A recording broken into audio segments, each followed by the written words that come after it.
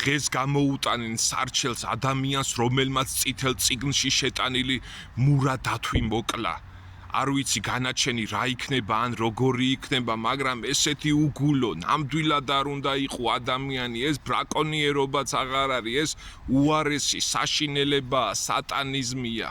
ამრავი კომენტარი დაიწერა და ზოგი ასეთი იყო, რომ მერე რა დათვიც კლავს ცხოველებს, მერე რა დათვი კი არა ადამიანები კვდებიან და ასე შემდეგ. მერე რა იქნება ეკპინა დათვს გამოკიდებოდა. ხალხო, ჯერ ერთიც ვიდეოს არ უყურეთ, როგორ შორს იდგა. ის დათვი სულ არ აპირებდა ამ კაცზე გამოკიდებას. ეს შეეძლო გაცლო და არიდებოდა ჩვეულებრივად დათვს. ვინც ფიქრობ, რომ დათვი უნდა მომკვდარიყო და ესე არა ადამიანურად მოეკლა და ესე უგულოდ თქვენც უარესი ბრაკონიერები ხართ.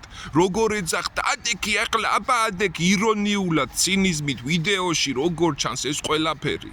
არ ვიცი ამ ბრაკონიერი კაცის განაჩენი რა იქნება, მაგრამ ჩემს ახალ წიგნში ბრაკონიერებზეც მიწერია ერთი ლექსი და მინდა წაგიკითხოთ ეხლავე. ნუ მოკლავ ჩვენს სილამაზეს, ნუ ახლებ ხელს თაკარამზეს, იზრუნე გარემოს ღიმზე, ნუ ფიქრობ უაზრო ფიქრზე, ისიც ხომსულიერია, დაქრის, დანავარდობსობლად, ისიც სიცოცხლის იერია, სიფინძურეს ნუ ქმნი მოდად.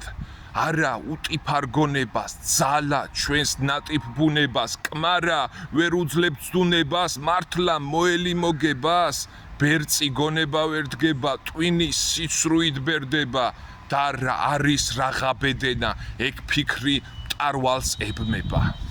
არა ბრაკონიერობას, არა ამ სისასტიკეს, სისაძაგლეს, ამ სიბინძურეს, ამ სიღორეს, არა და არა.